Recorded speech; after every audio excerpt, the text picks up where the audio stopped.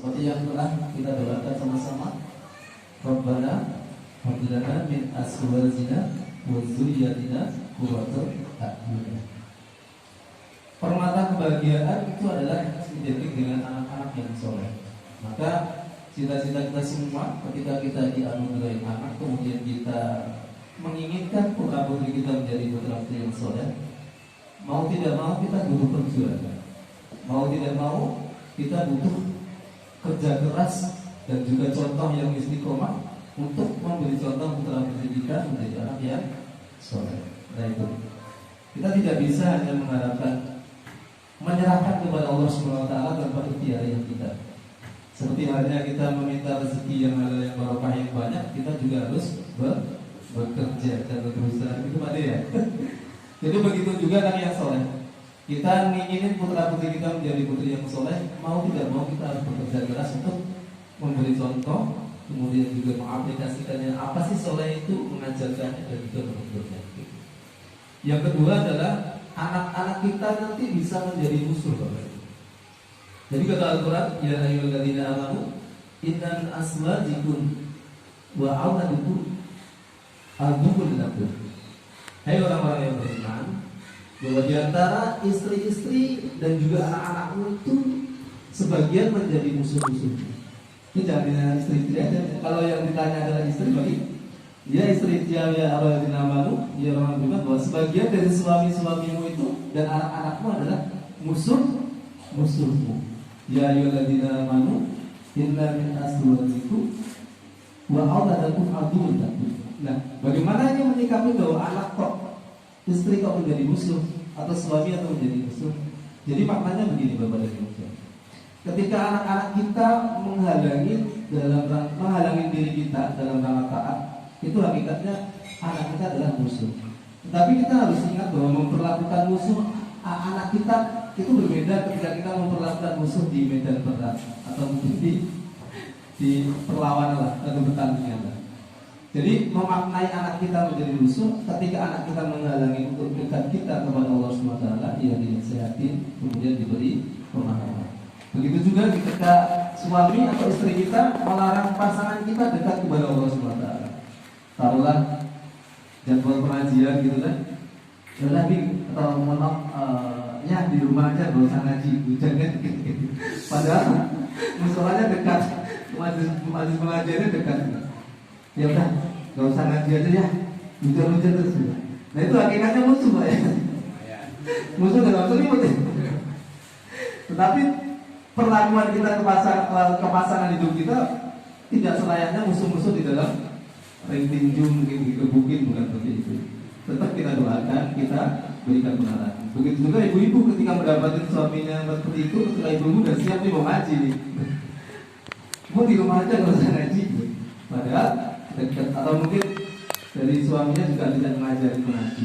Nah itu ya, hakikatnya suami kita menjadi musuh. Tapi sekali lagi jangan salah Bu ya, jangan salah persepsi, nanti dikebukin suami kita atau bapak-bapak gebukin istrinya, jangan. Hakikatnya seperti itu. Jadi itu Pak ya, kita tetap memberikan wawasan kepada pasangan hidup kita, kepada anak-anak kita. Yang ketiga adalah innal malu wal banu zinatul hayatid dunya. Bahwa putra putri kita itu perhiasan dunia, layaknya perhiasan. Maka seperti kita memakai perhiasan kan, yang pertama diingini apa Pak? Kita pakai perhiasan ini. Kalau ngaji kita banyak oleh ibu-ibu bilangnya yang tadinya nggak ngaji ini di rumah disimpan aja, kalau ngaji di majelis pada semuanya dipakai gunting. Apa? Pengen dilihat kan Bu ya? Pamer lah. Maka begitu juga anak-anak kita yang di-upload, yang di-posting, itulah perhiasan-perhiasan dunia. Ya nggak apa-apa Bu, tapi ingat kalau kita memposting putra putri kita ataupun anak-anak kita doakan dulu. Kita doain anak itu biar nanti tidak kena penyakit, karena ada penyakit yang disebabkan kebencian orang yang melihat di media-media sosial. Semacam yang sekarang lebih viral siapa? Parel kan gitu kan. Itu hakikatnya perhiasan. Ya itu sangat berbahaya juga ketika nanti ketemu orang yang sangat membenci si Farel ini. Kalau si anak ini tidak kuat pertahanannya, nanti bisa sakit karena memang ada penyakit yang disebabkan oleh kebencian. Makanya ketika kita tidak bisa menghindari harus memposting putra putri kita, ya kan ada rasa bangga, ada rasa syukur ya, mungkin anak kita menjadi juara atau apa di sekolahnya kita posting. Nah itu kita doain dulu. Yang selanjutnya adalah bahwa anak dan keluarga kita itu adalah tadi apa? Qurratul a'yun, zinatul hayatid dunya wa 'adunakum. Yang terakhir adalah fitnah, ujian hidup kita. Bisa nggak anak-anak kita dihadirkan dalam lingkungan keluarga kita itu adalah ujian. Seberapa jauh kita bisa memanage ujian tersebut? Kalau kita dikaruniai putra putri yang sehat, yang berkah, yang pintar, jreng bapaknya lah. Tapi kita seharusnya jauh dari Allah SWT, dan kita akhirnya tidak bisa melewati ujian. Begitu juga selanjutnya, selain itu. Intinya itu Pak. Jadi hadirnya putra putri kita dalam keluarga kita, apapun kondisinya itu adalah ujian buat orang tua. Entah itu anak pintar atau anak mohon maaf sebaliknya, atau sempurna atau sebaliknya, itu adalah ujian kita. Maka bagaimana kita jadi orang tua ketika kita bisa memahami 4 konteks anak dalam Al-Quran ini, kita seolah akan selamat melewati kehidupan. Karena kita sudah sepakat bahwa anak ini ujian itu, bahwa anak ini adalah musuhku, bahwa anak ini adalah permataku, anak ini adalah sebenarnya aku laku tidak hanya dari dunia wal fitnah. Nanti kita bisa melihat, oh iya, nanti permata ya harus dirawat lah. Kalau ujian kita bisa pernah, karena ini permata kebahagiaanku, qurratul a'yun, nanti yang di akhirat aku harus mencoba sebagaimana mungkin agar anak ini menjadi anak yang soleh akhirat.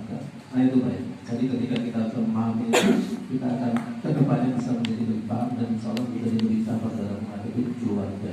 Nah bagaimana kalau anak-anak kita sudah terlanjur gede gitu, banyak yang sudah menikah, ya insya Allah apapun rasa lelah kita yang kita berikan ketika kita mengasuh anak, insya Allah akan mendapat pahala dari Allah SWT. Karena memang setiap anak, setiap orang membawa takdirnya masing-masing. Semuanya tidak bisa dianggap sama. Gitu. Maka intinya adalah menikmati hidup ini dengan rasa syukur, insya Allah akan menjadi kebahagiaan kita di dunia dan akhirat. Nah itu berbalik yang saya melihatkan sedikit ngobrol-ngobrol kita.